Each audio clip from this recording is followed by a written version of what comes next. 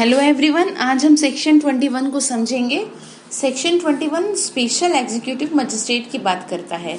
ये जो स्पेशल हम पढ़ रहे हैं हमने पीछे भी पढ़े थे, ठीक है। आप बेरक को देखें, सेक्शन 13 में, 18 में और 21 में अभी हम पढ़ रहे हैं।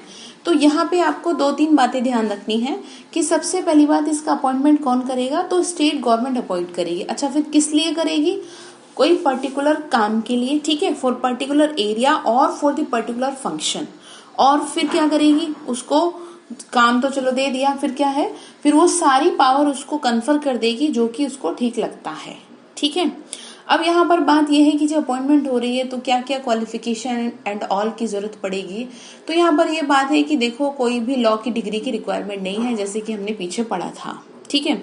और ना ही 1 ईयर के लिए अपॉइंटमेंट होगा। आराम से अपना काम करेगा कौन? Special executive magistrate. यही आपकी बेरक में लिखा है, आप देखेंगे एक बार तो आपको समझ में आएगा। उसके बाद आता है local jurisdiction of executive magistrate. इसको भी हमने पढ़ा था पीछे, देखिए सेक्शन 14 में और सेक्शन 16 में पढ़ा था। बेरक की लैंग्वेज को मैं रीड आउट कर देती हूँ। बेरक में लिखा हुआ है, राज्य सरकार के नियंत्रण के अधीन रहते हुए कौन?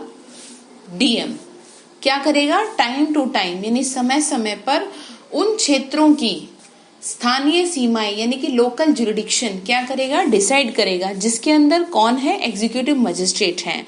और उन सब शक्तियों का यानी उन सब पावर का जिनका कि वो यूज करेंगे, वो क्या है उसके अंदर बताया जाएगा, जो भी वो करेगा। कौन? डीएम। देखिए इंग्लिश में भी लिखा हुआ है, subject to the control of the state government, ठीक है। The district magistrate from time to time define क्या करेगा? The local limits of the areas within which the executive magistrate may exercise all or any of the power with which they may be invested under this code. Is it clear? कौन करेगा? ध्यान रखिएगा। अच्छा, subsection 2 क्या कह रहा है? Subsection 2 में कुछ नहीं है, सिर्फ इतना लिखा है कि except as otherwise provided by such definition, the jurisdiction and power of every such magistrate shall extend throughout the district. It means ऐसा जो भी ऐसे परिनिश्चय द्वारा जैसा डिफाइन किया गया है, प्रोविजंस में बताया गया है, उसके सिवाय, ठीक है, उसके सिवाय हर ऐसे मजिस्ट्रेट की जो जुरिडिक्शन है, हर ऐसे मजिस्ट्रेट की अधिकारिता और शक्तियों का विस्तार जिले में सर्वत्र होगा, ठीक है। यानी जहां के लिए उसको अपॉइंट किया जा रहा है वहां पर उसका आराम से उस चीज को वो करेगा, ठीक है। Extend through out the district. अब सेक्शन 23 में लिखा है सबऑर्डिनेशन ऑफ एग्जीक्यूटिव मजिस्ट्रेट। अब ठीक है जी, आप काम कर रहे हैं तो सबऑर्डिनेट भी तो करें ना आपको, कि देखें कि आप जो है काम सही तरीके से कर रहे हैं या नहीं कर रहे, ये सारी चीजें भी देखनी। फिर तो उसी के बारे में सेक्शन 23 में बात की गई है, जो कि सेक्शन 10, 15 और 19 में भी हमने पढ़ा था, ठीक है। सबऑर्डिनेशन इट मीन्स कार्यपालक मजिस्ट्रेट का अधीनस्थ होना, अधीनस्थ होंगे। आप थोड़ा सा दिमाग से अगर पढ़ेंगे तो इसमें आपको कोई दिक्कत नहीं होगी। आपने एक बार हायरार्की समझ ली तो आपको ये अच्छे से समझ में आ जाएगा कि कौन किसके नीचे रह के काम करेगा, ठीक है। अब बात आ जाती है सेक्शन 24 की, जो मोस्ट इंपोर्टेंट है प्री और मेंस दोनों के पॉइंट ऑफ व्यू से। अब सेक्शन 24 में बात की गई है पब्लिक प्रोसिक्यूटर की। पब्लिक प्रोसिक्यूटर लिखा है हिंदी में भी लोक अभियोजक, ठीक है। इट मीन्स देखिए, हाई कोर्ट हो, हाई कोर्ट में सेंट्रल गवर्नमेंट का कोई भी केस आता है या स्टेट गवर्नमेंट का कोई भी आता है, तो उसको प्लीड करने के लिए जो कोई भी चाहिए उसको क्या कहेंगे? उसको पीपी ही कहा जाएगा, ठीक है। सेक्शन 24 के अंदर एक बात और आपको ध्यान रखनी है, जहां पर बात क्रिमिनल मैटर्स के लिए आती है तब कौन आएंगे? पीपी आएंगे। और जहां बात सिविल के लिए आती है तो आप सीपीसी को देखिए, सीपीसी का सेक्शन 2 का सबसेक्शन 7 देखिए, तो बात आ जाती है गवर्नमेंट प्लीडर की। इतनी बात क्लियर हो गई? अब समझते हैं। अब इसमें है, देखिए इसमें आपके 9 वो हैं सबसेक्शन, आई होप मैं ठीक बता रही हूँ, 9 सबसेक्शन ही हैं क्योंकि इसमें ज्यादा है, फिर भी देखते हैं। चलिए, तो एक एक करके समझना है कि आखिर कहना क्या चाह रहा है ये सेक्शन हमसे। सबसे पहली बात ये कि जो लोक अभियोजक है, ठीक है, अपॉइंट कौन करेगा इसका, यानी पीपी का अपॉइंटमेंट कौन करेगा? सबसेक्शन 1 क्या कहता है? स्टेट और सेंट्रल दोनों कर सकते हैं। Is it clear?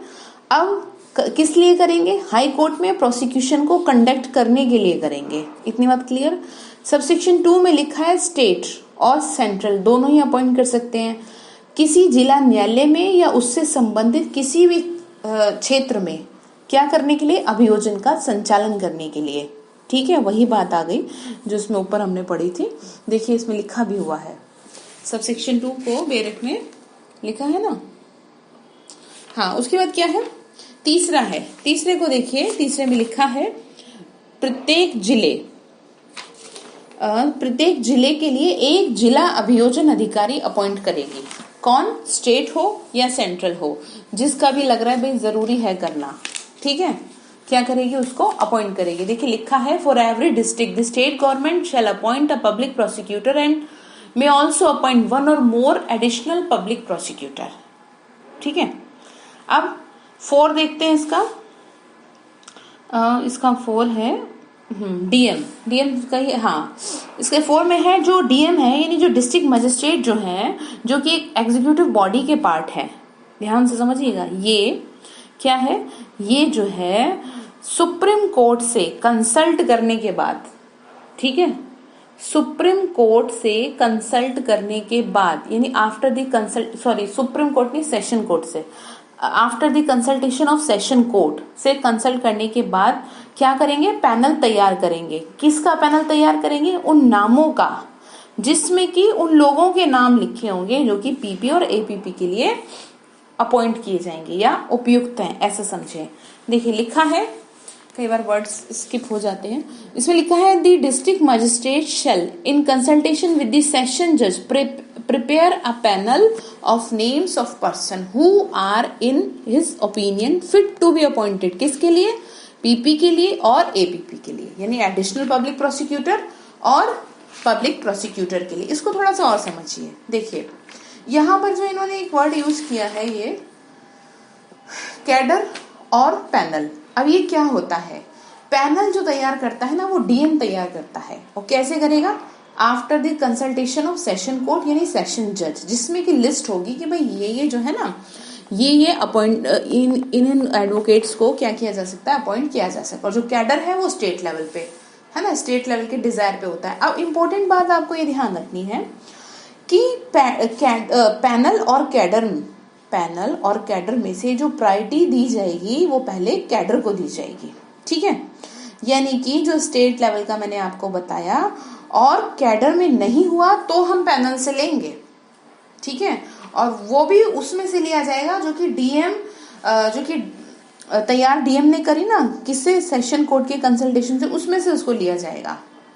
उसके बाद इसका जो 7th आता है, 4th हो गया, हाँ 5th क्या इसका इंपॉर्टेंट है, इसको भी ध्यान रखिएगा। 5th में लिखा है कि ऐसे किसी पर्सन का नाम जो कि सबसेक्शन 4 में है, 4 में जो डीएम ने पैनल तैयार कर रहे हैं उसमें नहीं है। ठीक है ना, यानी कि किसी ऐसे पर्सन का नाम जो कि सबसेक्शन 4 में जो डीएम ने पैनल तैयार किया उसमें नहीं है, तो ऐसे की अपॉइंटमेंट स्टेट गवर्नमेंट नहीं करेगी। इट मीन्स जो मैंने अभी भी आपको बताया कि जो लिस्ट डीएम ने तैयार करी है, जो लिस्ट डीएम ने तैयार करी है, सजेस्ट किया है, उसी को किया जाएगा। लेकिन आप ध्यान रखिएगा जो प्रायोरिटी की बात की गई। ठीक है, अब इसमें फिर क्या आता है? इसमें आता है आपका 6 में आता है कि सेक्शन 5 में जो भी कुछ लिखा है उसके बावजूद भी, क्या कहा? ये जो सेक्शन 5 है इसमें जो कुछ भी लिखा हुआ है, जो भी बातें बताई गई हैं, इसके बावजूद भी क्या होगा? देखिए इसके बावजूद भी जहां किसी स्टेट में अभियोजन अधिकारी का नियमित काडर है, जैसे मैंने अभी आपको बताया, यानी कि प्रोसिक्यूशन के लिए बात की जा रही है, वहां स्टेट गवर्नमेंट ऐसे कैडर को गठित करने वाले व्यक्तियों में से लोक अभियोजक या अपर लोक अभियोजक नियुक्त करेगी। ठीक है, यानी कि अगर पहले से ही राज्य सरकार ने कोई कैडर बना रखा है जहां पर पीपी और एपीपी वहां से अपॉइंट हो सकते हैं, तो उसका कैडर बनाया ही इसीलिए गया कि उनमें से लोगों को इस पद के लिए चुना जा सके। स्टेट गवर्नमेंट वहां से लोगों को चुनेगी उस कैडर से, अदरवाइज जो डीएम ने नामों का पैनल दिया है गवर्नमेंट को उसमें से चुने जाएंगे। तो आपको ध्यान रखना है कि इसमें जो मेन बात ये है, जो सिर्फ एक पॉइंट की बात है कि प्रायोरिटी किसको देंगे, पैनल और कैडर। ठीक है, इसमें से प्रायोरिटी किसको देंगे वो बात आपको ध्यान रखनी है।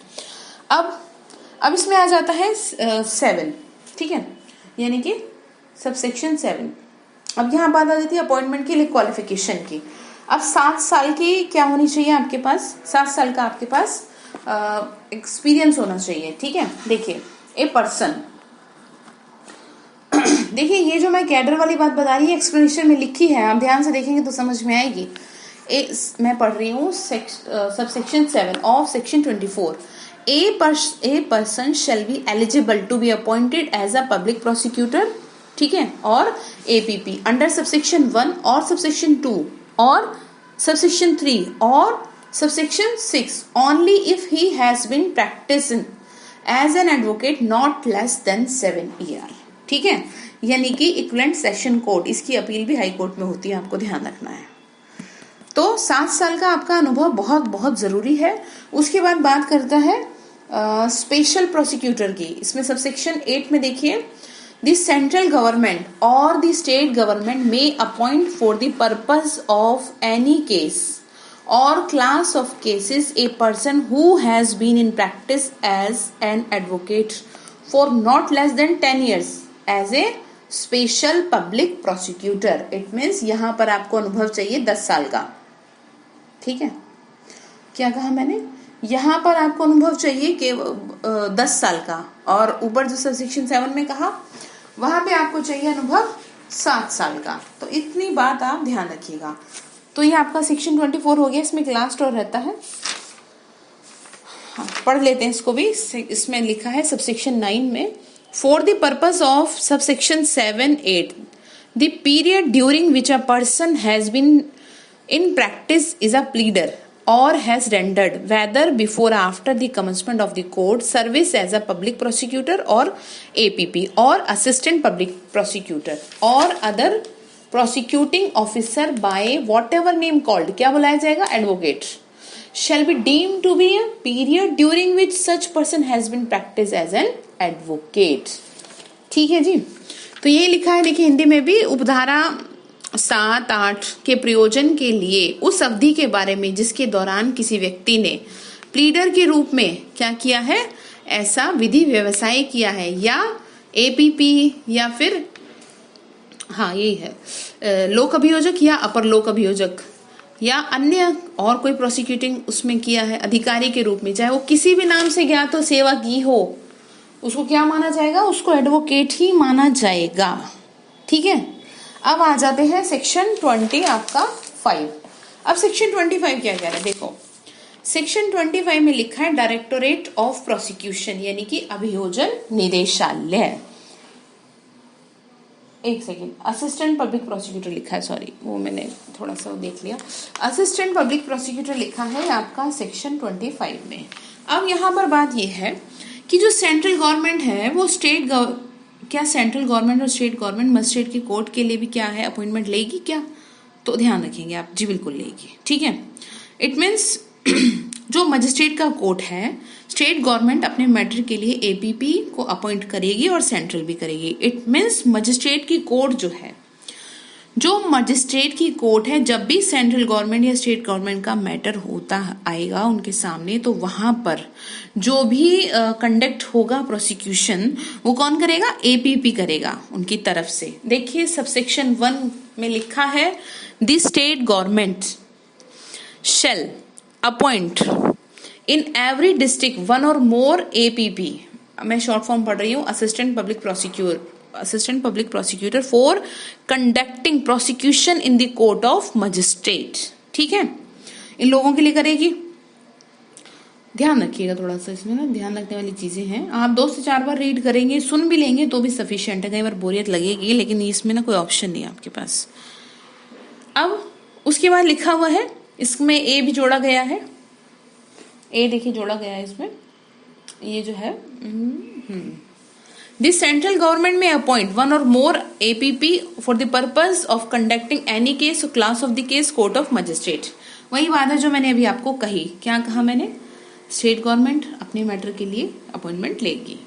अब इसका सबसेक्शन 2 कह रहा है कि क्या किसी पुलिस वाले को भी आप क्या है एपीपी बना सकते हैं? तो वैसे तो जी बना नहीं सकते, लेकिन फिर भी इसमें सबसेक्शन 3 में कह दिया एक्सेप्शन इज ऑलवेज देयर कि where no APP is available for the purpose of the particular case, any particular case. It means इस बात के लिए जो भी करेगा ना अपॉइंटमेंट वो डीएम करेगा.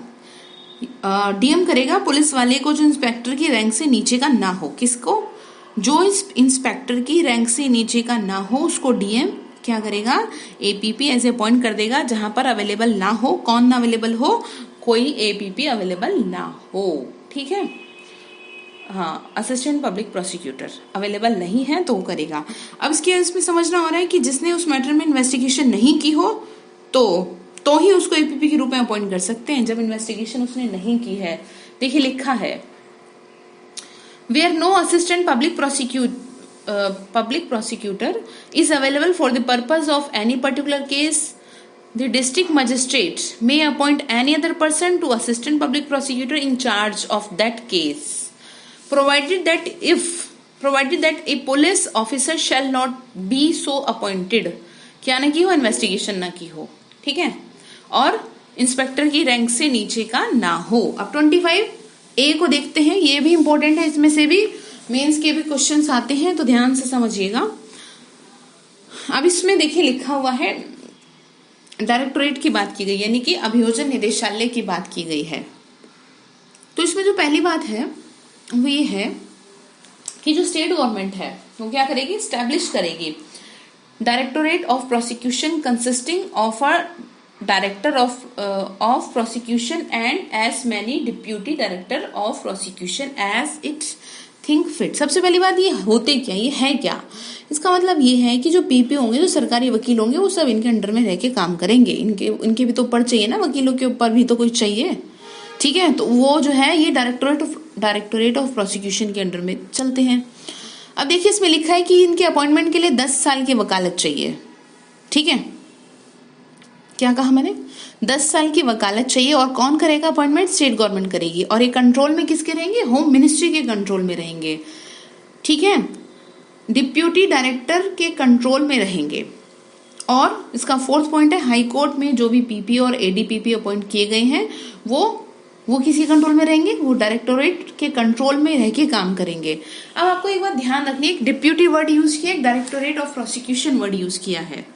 तो जहां पर बात है हाई कोर्ट की तो वहां पर किसके कंट्रोल में रहेंगे? डायरेक्टोरेट ऑफ प्रोसिक्यूशन के. और जहां बात हो डिप्यूटी की तो वो जो उसके कंट्रोल में कौन कौन रहेगा? मजिस्ट्रेट की जो कोर्ट होगी, इट मीन्स मजिस्ट्रेट की कोर्ट के और डिस्ट्रिक्ट के कोर्ट के जो भी एडीपीपी और पीपी हैं वो डिप्यूटी डायरेक्टर के कंट्रोल में रह के काम करेंगे, यानी उसके अधीन रह के काम करेंगे. जो पीपी और एपीपी जिनका अपॉइंटमेंट हाई कोर्ट के थ्रू हुआ तो वो किसके कंट्रोल में रहेंगे? Deputy of director.